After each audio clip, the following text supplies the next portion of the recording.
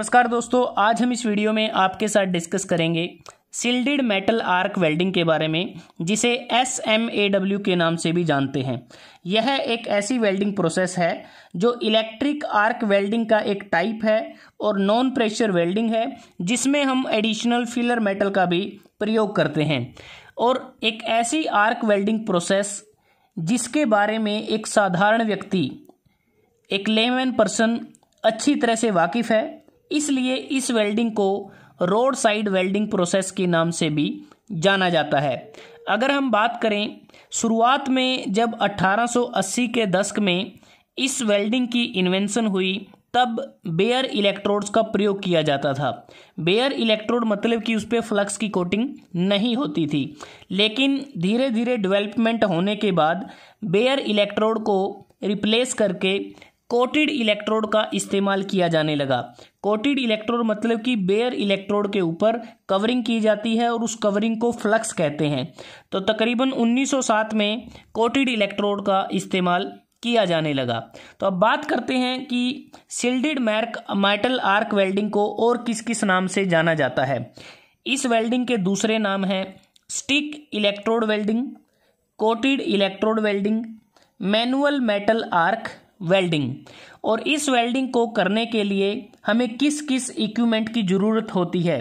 सबसे पहले अगर हम बात करें, पावर सोर्स की हमें ज़रूरत होती है, और इसमें पावर सोर्स हम AC और DC दोनों का इस्तेमाल कर सकते हैं। मतलब कि अल्टरनेटिंग करंट और डायरेक्ट करंट पावर सप्लाई का इस्तेमाल किया जाता है। उसके बाद इसमें DC welding power source, welding transformer, rectified DC welding power source. मतलब कि अगर हम DC वेल्डिंग पावर सोर्स का इस्तेमाल करते हैं, यह एक वर्साटाइल पावर सोर्स है जिसमें हम वैरायटी ऑफ मेटल्स को उनकी डिज़ायर्ड थिकनेस के अनुसार वेल्ड कर सकते हैं। क्योंकि जो DC वेल्डिंग पावर सोर्स है, यह एक पोर्टेबल ऑपरेशन को प्रोवाइड करता है, और इसमें हम जो कोटेड इलेक्ट्रोड होती हैं उसकी लार्ज वैरायटी को एफिशिएंटली यूज़ कर सकते हैं। अगर वेल्डिंग ट्रांसफॉर्मर की बात करें, इसकी जो इनिशियल कॉस्ट है वो कम होती है, और इसकी ऑपरेशनल और मेंटेनेंस कॉस्ट भी कम होती है, और इसमें कोई भी मूविंग पार्ट नहीं होता, जिसके कारण काफ़ी क्वाइट ऑपरेशन ये हमें प्रदान करता है। Rectified DC welding power source की अगर हम बात करें, बिल्कुल डिज़ाइन में सिंपल होता है, और rectified DC welding power source में DC वेल्डिंग पावर सोर्स और वेल्डिंग ट्रांसफॉर्मर, इन दोनों का कंबाइन एडवांटेज होता है। उसके बाद होता है कनेक्टिंग केबल्स, या जिसको हम लीड्स बोलते हैं। अगर आप देखें यहाँ पर, ये जो लीड्स हम यूज़ करते हैं, क्योंकि जो लीड होती हैं ये पावर सोर्स के साथ जुड़ी होती हैं, और एक लीड हमारी इलेक्ट्रोड होल्डर के साथ कनेक्टेड होती है, और जो दूसरी लीड होती है वो हमारी जो अर्थ या फिर ग्राउंड क्लैंप के साथ, हमारा जो टेबल या वर्कपीस के साथ जुड़ी होती है। क्योंकि जो वर्किंग केबल हम यूज़ करते हैं वो बेसिकली दो टर्मिनल होते हैं, पॉजिटिव टर्मिनल होता है और एक होता है नेगेटिव टर्मिनल। तो उसके साथ ये जुड़े होते हैं, क्योंकि पॉजिटिव टर्मिनल को हम एनोड कहते हैं, और नेगेटिव टर्मिनल को, जो पावर सोर्स होता है, उसके नेगेटिव टर्मिनल को कैथोड कहते हैं। अब बात करते हैं, नेक्स्ट है केबल कनेक्टर्स। जो केबल कनेक्टर्स अगर आप देखें यहाँ पर लगे होते हैं, इनका इस्तेमाल हम तब करते हैं जब हमें ज़्यादा लंबाई की वेल्डिंग केबल की ज़रूरत होती है, क्योंकि इसकी मदद से हम केबल को जोड़ सकते हैं। और जो कनेक्टिंग जो केबल होती हैं, जो हमने अभी बात की थी, वो बेसिकली करंट को कैरी करती हैं वेल्डिंग सर्किट को कंप्लीट करने के लिए, और वो कॉपर या फिर एल्युमिनियम वायर की बनी होती हैं। और जो वेल्डिंग केबल होती हैं, इनका जो वायर का डायमीटर होता है तकरीबन 0.2 mm होता है, और उसमें जो नंबर ऑफ वायर होती हैं वो 800 से 2050, मतलब कि 2500 तक हो सकती हैं। वो डिपेंड करेंगी कि हमारी करंट कैरिंग कैपेसिटी कितनी है। और जो एल्युमिनियम की वायर अगर हम यूज़ करते हैं, वो कॉपर केबल्स के मुकाबले लाइट होती हैं, और एल्युमिनियम जो वायर होती हैं उनका जो वेट होता है कॉपर केबल्स के मुकाबले 1/3 होता है। लेकिन एल्युमिनियम वायर की जो करंट कैरिंग कैपेसिटी है वो कॉपर केबल्स के मुकाबले, अगर हम बात करें, 60% होती है, मतलब कि उससे कम होती है। उसके बाद आता है हमारा जो केबल कनेक्टर्स की हमने बात की है, केबल कनेक्टर जैसे बात की कि ये लेंथ को बढ़ाने के लिए, जो कनेक्टिंग केबल है उसकी लेंथ को बढ़ाने के लिए इसका इस्तेमाल किया जाता है, और ये हमारा डिज़ायर्ड करंट को हम कैरी कर पाएँ और हमारा कोई वोल्टेज ड्रॉप ना हो, इसलिए हम यूज़ करते हैं। और कई बार केबल कनेक्टर के अलावा हम सोल्डरिंग या फिर ब्रेजिंग का भी इस्तेमाल कर सकते हैं, वेल्डिंग का भी इस्तेमाल किया जाता है, और ज़्यादातर तो मैकेनिकल कनेक्टर का इस्तेमाल करते हैं, ज़्यादातर मैकेनिकल कनेक्टर ही यूज किए जाते हैं। उसके बाद है ग्राउंड क्लैंप।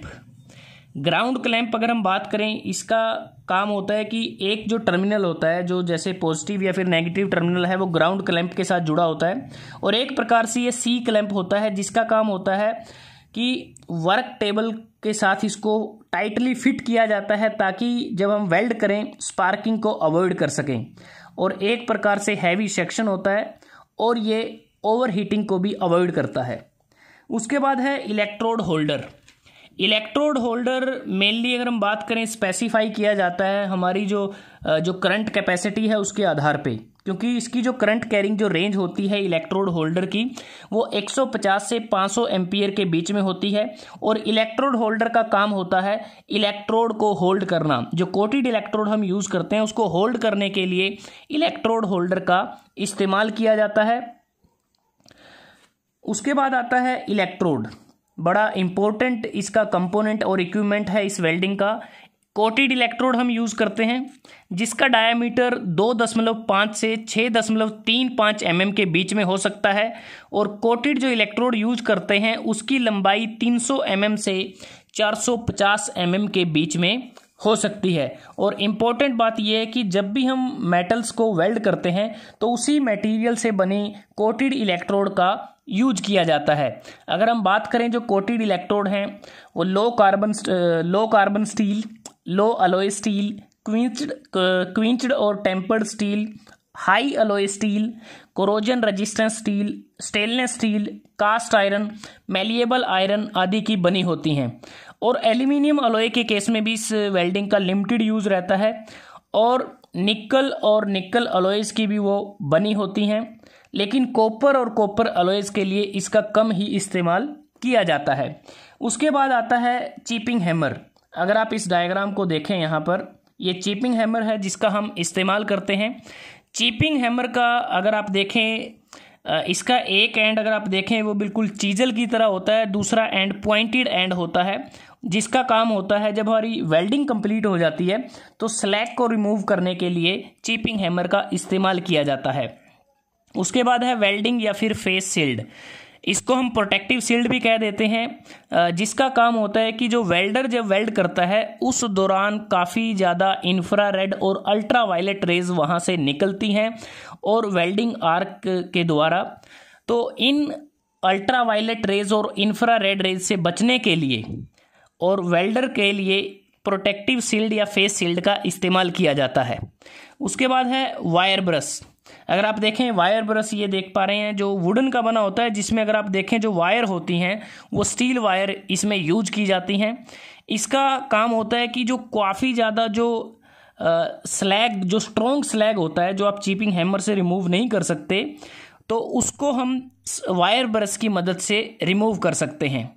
उसके बाद अगर आप देखें लेदर ग्लव्स हैं जो हम हाथों में यूज कर सकते हैं ताकि जब हीट पैदा होती है तो उससे बचा जा सके।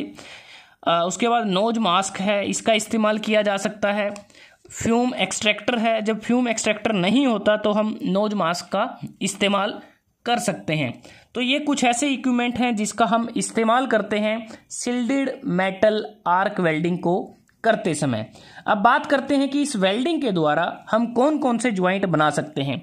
But joint, lap joint, fillet और T joint, corner joint, edge joint, plug joint, strapped joint, slotted lap joint. लेकिन ज़्यादातर जो मोस्टली ज्वाइंट बनाए जाते हैं उसमें butt joint, lap joint, fillet और टी ज्वाइंट हैं। तो अब बात करते हैं कि शिल्डेड मेटल आर्क वेल्डिंग को कैसे किया जाता है, इसकी एडवांटेज क्या है, डिसएडवांटेज क्या है और इसकी एप्लीकेशन क्या है। तो हम वर्किंग की बात करते हैं। तो सबसे पहले हमारा इसमें काम रहता है कि जब हम वेल्डिंग पावर सोर्स हमारे पास होगा तो यहाँ पर क्या है कि हमें आर्क को जनरेट करना है। इलेक्ट्रोड और वर्कपीस के बीच में आर्क को इनिशिएट किया जाता है।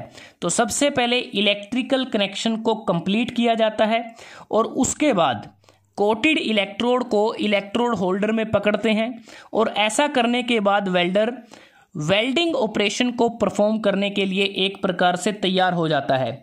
और अब इलेक्ट्रोड और वर्कपीस के बीच में आर्क को इनिशिएट करने से पहले ओसीवी मतलब कि ओपन सर्किट वोल्टेज और वेल्डिंग करंट की सेटिंग करने की आवश्यकता होती है। वेल्डिंग ट्रांसफार्मर में मुख्यतः ओपन सर्किट वोल्टेज के लिए दो सेटिंग होती हैं, एक होती है 80 वोल्ट के लिए और दूसरी होती है 100 वोल्ट के लिए। और जो वेल्डिंग रेक्टिफायर या फिर जो डीसी वेल्डिंग जनरेटर में जो ओसीवी है वो 3 से 6 वोल्ट की रेंज में वेरी कर सकती है। और अगर हम इम्पोर्टेंट पॉइंट ये रहता है कि जो डीसी पावर सोर्स के प्रयोग के समय ओपन सर्किट वोल्टेज की सेटिंग 10 से 20% कम हो सकती है वेल्डिंग ट्रांसफार्मर के प्रयोग के मुकाबले, क्योंकि वेल्डिंग ट्रांसफार्मर के केस में हम एसी का यूज करते हैं सेम करंट रेटिंग में। दूसरी बात की जो ओपन सर्किट वोल्टेज कितनी सिलेक्ट करनी है यह निर्भर करता है वेल्डिंग करने के लिए किस टाइप की इलेक्ट्रोड कोटिंग का प्रयोग किया गया है उस पर। करंट सेटिंग कितनी रखनी है यह इलेक्ट्रोड की कोर वायर के डायामीटर पर डिपेंड करता है। तो जैसे हम बार बार बात कर रहे हैं कि कोटेड इलेक्ट्रोड यूज करते हैं, जो कवरिंग है उसको फ्लक्स कहा जाता है। तो बेसिकली हम फ्लक्स क्यों यूज करते हैं इलेक्ट्रोड वायर पर? मेनली जो फ्लक्स का काम होता है कि जब हम वेल्ड करते हैं तो वेल्ड करते समय हमारा जो वेल्ड पूल होता है मोल्टन मेटल होता है तो वो डायरेक्टली एटमॉस्फेयर की गैसेस के साथ संपर्क में ना आए। तो उससे क्या है कि अगर वो उसके संपर्क में आ जाएगा तो हमारा जो वेल्ड पूल है उसमें इम्प्योरिटीज आ जाएंगी और वेल्ड हमें अच्छी क्वालिटी का नहीं मिलेगा। तो इस बात का हमें ध्यान रखना होता है।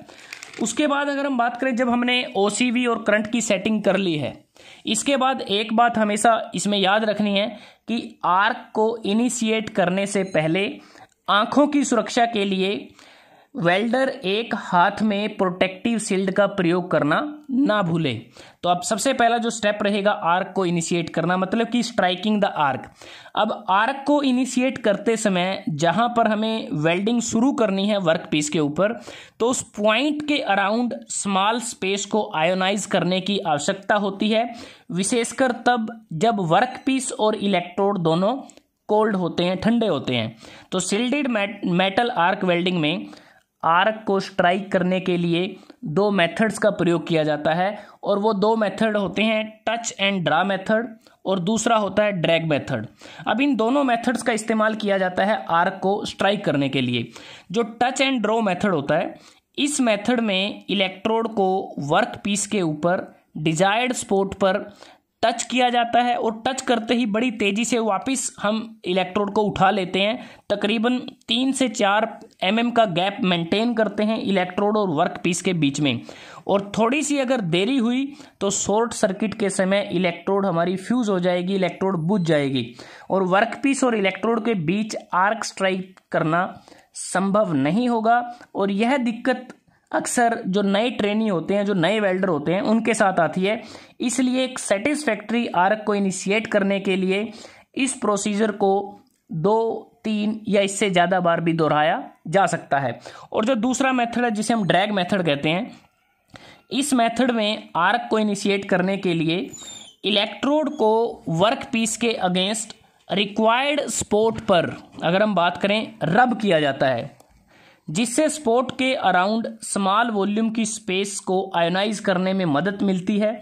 और ऐसा करने से कुछ मेटल वेपर्स भी रिलीज होते हैं और इसमें 2 या 3 अटेम्प्ट में आर्क अच्छी तरह से इनिशिएट हो जाती है।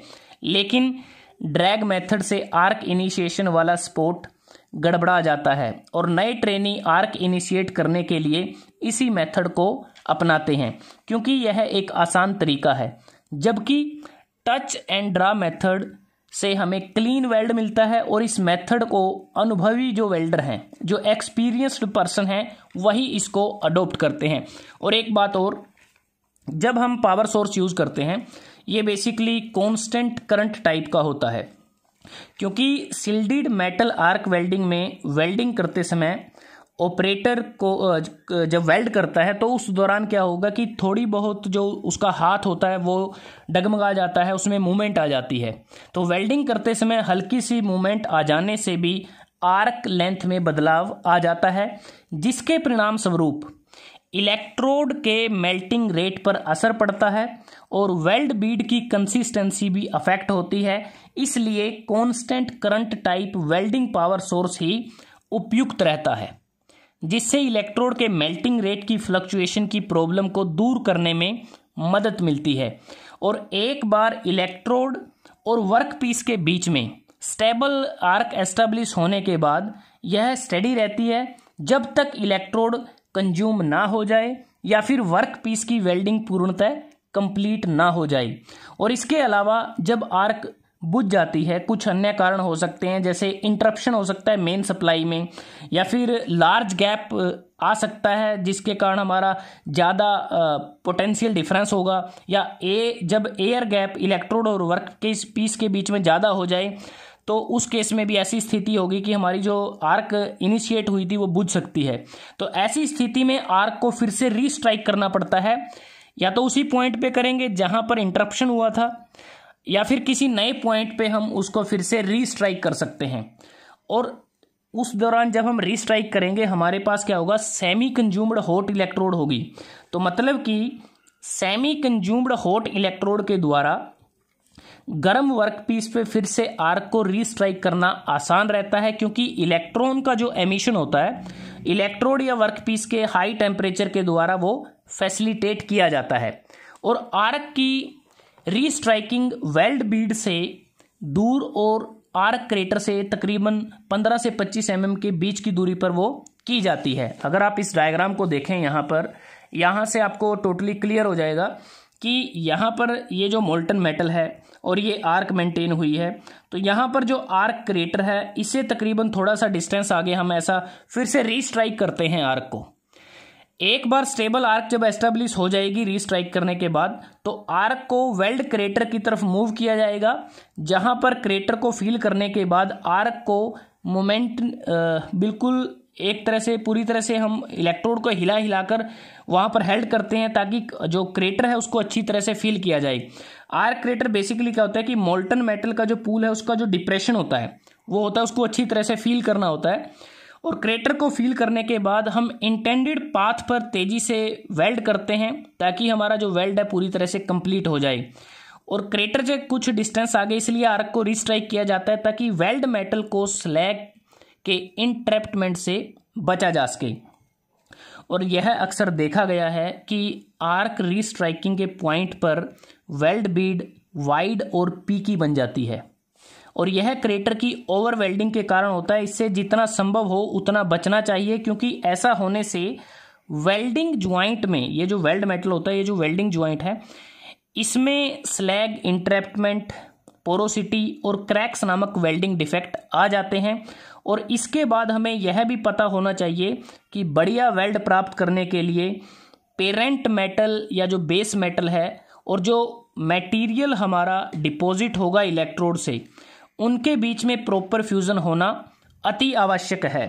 इसलिए बेस मेटल या पेरेंट मेटल का जो सरफेस है वो उसको थोरोली मेल्टेड होना जरूरी है ताकि सफिशिएंट डेप्थ का आर्क क्रेटर बन सके, अदरवाइज सैलो क्रेटर बनेगा। और सैलो क्रेटर के केस में इलेक्ट्रोड से मेटल ड्रॉपलेट पेरेंट मेटल में अच्छी तरह से फ्यूज नहीं होंगी, और ये मेटल की जो ड्रॉपलेट हैं बिना फ्यूजन के वर्क पीस के सरफेस पर डिपॉजिट हो जाती हैं और कह सकते हैं सरफेस के ऊपर बैठ जाती हैं। इसलिए गुड वेल्ड को प्राप्त करने के लिए जो डेप्थ ऑफ पेनिट्रेशन है वो 1.5 से 2.0 mm से कम नहीं होनी चाहिए। तो इसलिए हमारी जो डेप्थ ऑफ पेनिट्रेशन होती है वो दो चीज़ों पे डिपेंड करती है, जो हीट इनपुट होगा वर्कपीस में पर यूनिट टाइम, और हमारे वेल्डिंग करंट पर वो डिपेंड करेंगी। वेल्डिंग करंट अगर थिन कोटेड इलेक्ट्रोड है तो उस केस में कम रखते हैं, अगर हैवी कोटेड इलेक्ट्रोड है तो उस केस में वेल्डिंग करंट को ज़्यादा रखा जाता है। उसके बाद जैसे अगर हम बात करें यहाँ पर जो आर्क हमारी इनिशिएट हुई थी, तो यहाँ पर जो टेम्परेचर है वो 6000 डिग्री से 7000 डिग्री सेल्सियस के बीच में रहता है, और जो इलेक्ट्रोड की जो कोर वायर है और जो कोटिंग होती है वो दोनों मेल्ट करती हैं। और जो कोटिंग मेल्ट करती है, जैसे हमने बात की कि वो एक प्रकार से फ्लक्स होता है। जब वो फ्लक्स मेल्ट करता है, बेसिकली वो एक प्रकार से प्रिवेंट करता है कि जो एटमॉस्फेरिक जो गैसेस होती हैं वो हमारे मोल्टन पूल के साथ ना आ जाएं। दूसरा, जब हमारा ये मोल्टन पूल ठंडा हो जाता है तो ये जो फ्लक्स की कवरिंग है वो स्लैग में बदल जाती है। और स्लैग फिर से हमारा जो स्लैग का काम ये रहता है कि वेल्ड मेटल हमारा अच्छी तरह से वो उसका सॉलिडिफिकेशन हो जाए, इसमें भी वो मदद करता है। साथ में ये जो फ्लक्स होता है जिसकी हम कवरिंग करते हैं, ये हमारी प्रोसेस एफिशिएंसी को भी इम्प्रूव करता है, क्योंकि इसके इस्तेमाल से हमारा जो स्पैटर है वो बहुत कम बनते हैं, बर्निंग लॉसेस भी हमारे कम होते हैं। और बाद में स्लैग को हम चीपिंग हैमर की मदद से इसको रिमूव कर सकते हैं। उसके बाद अगर हम बात करें, जब हमें मल्टी रन वेल्ड करना होता है तो उस केस में हमारा जो फर्स्ट रन होगा, जब पहला वेल्ड पास हम करेंगे तो उसमें हम जो इलेक्ट्रोड यूज़ करते हैं वो 2 से 3.15 mm डायामीटर की यूज़ करते हैं। और जब हम ओवरहेड या फिर वर्टिकल वेल्डिंग करते हैं उस केस में हमारा जो इलेक्ट्रोड है उसका मैक्सिमम डायामीटर 4 mm तक हो सकता है। लेकिन डाउन हैंड वेल्डिंग पोजीशन में हम काफ़ी तेज़ी से हमारी वेल्ड हो, इसके लिए हम जो इलेक्ट्रोड यूज़ करते हैं वो 5 mm डायामीटर की हो सकती है। और जब हमें हाई प्रोडक्शन रेट हमें बनाना है, ज़्यादा वेल्डिंग करनी है, प्रोडक्शन ज़्यादा दिखानी है, तो उस केस में हमारा जो इलेक्ट्रोड का डायमीटर है वो 6.3 mm तक हो सकता है।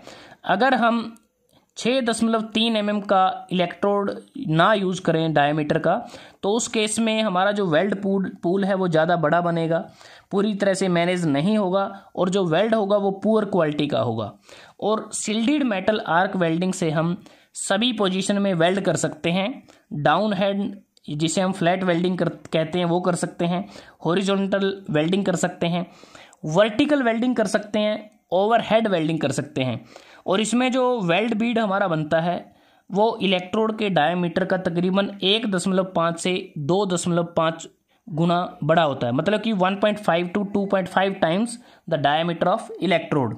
तो ये इस प्रकार से सिल्डेड मेटल आर्क वेल्डिंग होती है। अगर हम बात करें एडवांटेज की, एक सिंपलेस्ट फॉर्म होती है सभी आर्क वेल्डिंग प्रोसेसेस में। इसके इक्विपमेंट की कॉस्ट कम रहती है, एक पोर्टेबिलिटी है, मतलब कि इसको एक जगह से दूसरी जगह ले जाना आसान है, सभी वेल्डिंग पोजीशन के लिए उपयुक्त रहती है, अडेप्टेबल है कन्फाइंड स्पेसिस में, रिमोट लोकेशन में, क्योंकि इसको आसानी से लेके जा सकते हैं। बिग रेंज ऑफ मेटल और अलॉयज को वेल्ड करना इसमें संभव होता है। अगर हम डिसएडवांटेज की बात करते हैं, GMAW gas metal arc welding और सबमर्ज्ड आर्क वेल्डिंग के कंपैरिजन में इसकी जो स्पीड है वो कम है, स्लो वेल्डिंग है उनके मुकाबले। अक्सर क्लीनिंग प्रॉब्लम रहती है क्योंकि स्लैग बनता है जिसको इलेक्ट्रोड कवरिंग के कारण, और उसे हमें रिमूव करना पड़ता है। हाई मेटल वेस्टेज होती है, करंट लिमिट्स लोअर होती हैं कॉन्टीन्यूस या फिर ऑटोमेटिक जो प्रोसेसेस होती हैं उनके मुकाबले। इस प्रोसेस को मैकेनाइजेशन या ऑटोमेटेड करना डिफ़िकल्ट है, एक प्रकार से मैनुअल वेल्डिंग हम इसे कह सकते हैं, और इसमें मेटल ट्रांसफ़र भी हमारा क्लियर नहीं होता। उसके बाद आता है कि एप्लीकेशन इसका कहाँ पर यूज़ होता है। सबमर्ज्ड जो सिल्डेड मेटल आर्क वेल्डिंग है, इसको आज की डेट में अगर हम बात करें तो ज़्यादातर फैब्रिकेशन और मेंटेनेंस वर्क में इसका यूज किया जाता है।